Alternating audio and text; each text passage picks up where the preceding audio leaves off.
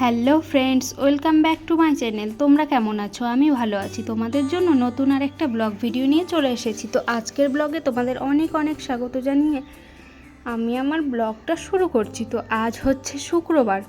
তো এটা আমি শুক্র আর শনি দুদিন মিলিয়ে ব্লগটা বানিয়েছি। আগের দিন মানে মুড ছিল না ব্লগ বানানোর, তো একটু বানিয়েছিলাম। এটা দেখো সকালবেলা। তারপর এটা হচ্ছে আমি রান্না করতে এসেছি, তখন কটা বাজে বলো তো? 2টো বাজে। এর আগে কিন্তু আমার ভাত, আলু সেদ্ধ, ডাল সেদ্ধ এগুলো হয়েছে। ভাবলাম আজকে এগুলোই খাবো। তারপর আবার ভাবছি যে এগুলো আমি তো খেতে পারবো, ওরা কেউ খাবে না। তো খাবে, কিন্তু কষ্ট হবে খেতে ওদের। এই কারণে আমি বলছিলাম যে হচ্ছে আবার 2টোর সময় মনে হলো যে রান্না করি। তো শাশুড়ি মা বাড়িতে ছিল না। এটা হচ্ছে মনসা পুজোর আগের দিন। তো আমি ভাবলাম শাশুড়ি মা বাড়িতে নেই, তাহলে আলু সেদ্ধ ডাল সেদ্ধই খেয়ে নেব। তো সেটা করেও আমি এখন সারাক্ষণ এই যে শুয়েছিলাম, ওইটা করে আমি সকালবেলাতেই করে নিয়েছি। 10টা বাজে, তখন আমার সব কাজ কমপ্লিট হয়ে গেছে, সব হয়ে গেছে।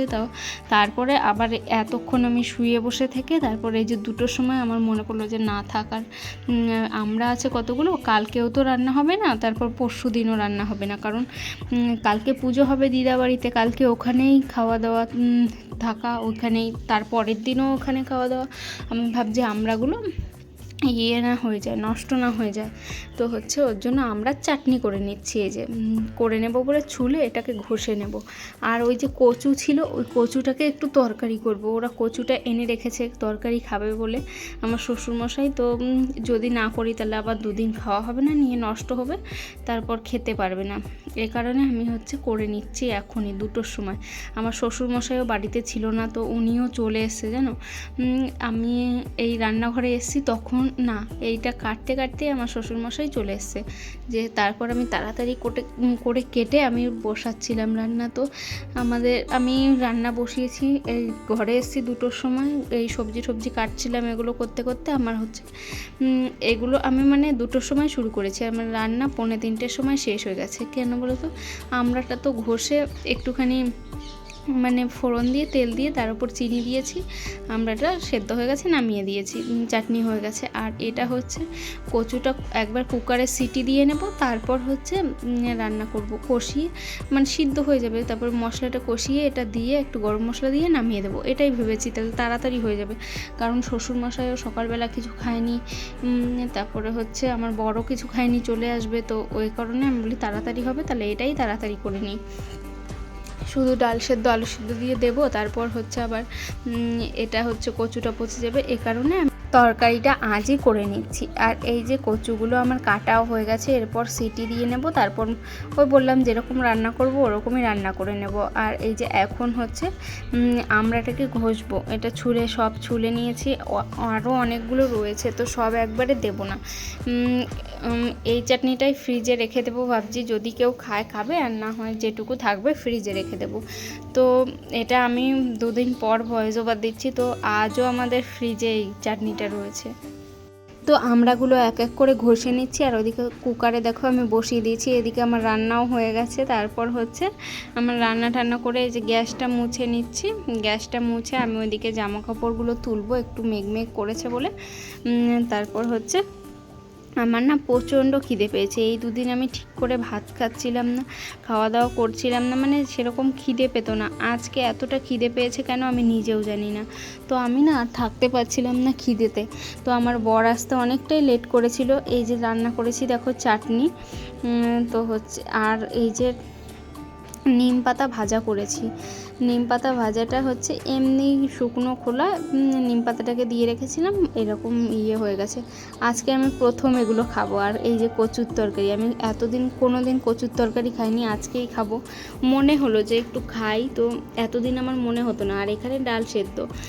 তো হচ্ছে তারপর বৃষ্টি মেঘ করেছে, তো আমি তার জন্য জামা কাপড়গুলো তুলে নিচ্ছি। আর যেগুলো হচ্ছে যে 2টো শুকায়নি, তো ওই 2টো আমি ওইখানে রেখে দেবো, যখন বৃষ্টি আসবে তখন তুলে নেব, এটাই ভাবলাম মনে মনে। তো আজকে না আর কি বলছিলাম তোমাদের সাথে, বেশ আমার বর হচ্ছে মানে কাজ থেকে আসতে অনেকটাই লেট করেছে, প্রায় 3:45 বেজে গেছিলো। আমরা দুজনাই বসেছিলাম, আমার শ্বশুর আমি দুজনাই বসেছিলাম যে আসবে তারপর আমরা খাবো। তারপর আমার শ্বশুরকে দিয়ে দিলাম 3:45-র সময়। আমি বললাম আমার খিদে পেয়েছে, আমি খেয়ে নিই। তারপরে আমিও বসে পড়েছি। আমি দু গ্রাস মুখে দিয়েছি আর তখনই বর এসছে আমার, তো ওইটাও তোমাদেরকে দেখাবো। কিন্তু ওকে দেখাইনি, কিন্তু আমি 2বার মুখে নিয়েছি ভাত, তখনই এসেছে। দেখো আমি খাবারটা নিয়ে বসেছি। তো কোনো দিন আমি খাই না, ওকে রেখে আজকে প্রচণ্ড খিদে পেয়ে গেছিলো, এ কারণে আমি বলছি ও থাক, আমি আগে খেয়ে নিই তারপরে। আর এই যে তিতো দিয়ে ভাত, ওই নিম পাতাটা দিয়ে মেখেছিলাম, প্রথম খাচ্ছি আজকে, আর এত তিতো লাগছে আমি বলছি থাক আর খাবো না। লাস্টে এই 2 গ্রাস আমি জোর করে গিলে গিলে খেয়েছি। তারপর আমি যেটুকু ভাত মেখেছিলাম ফেলে দিয়েছি আমি। ও দেখো তিতোতে আমি ওরকম করছি। তো এই যে এরপরে আমার বর চলে আসবে, এই দেখো চলে এসছে। তারপর এটা হচ্ছে পরের দিনের ব্লগ, এটা হচ্ছে শনিবার। এটা শনিবার আমি হচ্ছে এটা প্রায় 12টা নাগাদ। তো আমি রেডি হয়ে গেছি, এখন দিদা বাড়িতে যাব বলে, পুজো হবে তাই। আর এবার আর আমাদের বাড়িতে পুজো হবে না। এই মনসা পুজোটা হচ্ছে আমাদের বাড়িতে হয় প্রত্যেক বছরই, কিন্তু এবার এমনি সেরকম পুজো করেনি, দুধ কলা দিয়েছে ঠাকুরকে। আর এই যে আমি আর আমার ছেলে চলে যাচ্ছি। তো প্রত্যেকবার আমি কিন্তু উপোস করি, কিন্তু এবার আর করছি না, কারণ বাড়িতে পুজো হয়নি। খারাপও লাগছে যে বাড়িতে পুজো হলো না বলে। তো এই যে আমরা এখন চলে যাচ্ছি, আমি আমার ছেলে। তো গেট থেকে বেরিয়ে যে গেটটা লাগিয়ে দিলাম, ছেলেকে ছাতা দিয়েছি। আমি ছাতা নেব না, কারণ আমি 2টো ছাতা সামলাতে পারবো না। আর ওই দেখো প্রচণ্ড রোদ দেখেছো রাস্তায়। আর আমি এই শাড়িটা পরেছি, আর আমি কিন্তু আজকে নিজে একাই শাড়ি পরেছি, কেউ ছিল না বাড়িতে, কুচি ধরারও কেউ ছিল না। তো কেমন লাগছে আমাকে প্লিজ জানিও তোমরা। তো এই যে আমরা যাচ্ছি এখন দুজনা মিলে। তো তারপর এই যে রাস্তায় আমি মানে কাছে চলেই এসেছি, এখানে একটা দোকান ছিল। তো এই দোকানে ছেলেকে একটা আইসক্রিম কিনে দিয়েছিলাম। ও সকালবেলা কিছুই খায়নি, আমিও খাইনি মানে আমি চা খেয়েছিলাম, আর ও আমসত্ত্ব খেয়েছে। বলছে আমি কিছু খাবো না, বম্মা বাড়ি গিয়ে খাবো। আর ওখানে দেখেছো রান্না হচ্ছে, আর এই দিকটা হচ্ছে আমাদের দিদাবাড়ির ঠাকুর মন্দির। তো এটা হচ্ছে মনসা মন্দির, আর ঘরেও আছে ঠাকুর। তো সেটা হচ্ছে ঘরে লক্ষ্মী ঠাকুরের পুজো করে, আর এখানে মনসা মন্দির। তো এখনও পুজোয় বসেনি, বসবে ওই 1টা নাগাদ। তো আমি অনেক আগে চলে গেছিলাম, গিয়ে একটু ভিডিও করে নিয়ে, আর দিদাবাড়িতে গরম লাগছিলো বলে আমি ওই রাস্তার ওইদিকে অনেকক্ষণ আমি গল্প করেছি। এই যে পুজো টুজো হয়ে গেছে, এখন প্রায় ওই 3টে মতো বাজে। তো ওই দেখো আমার বর ওইদিকে রান্না করছে খিচুড়ি, আর এই যে আমি আমার ছেলে বসে পড়েছি খেতে।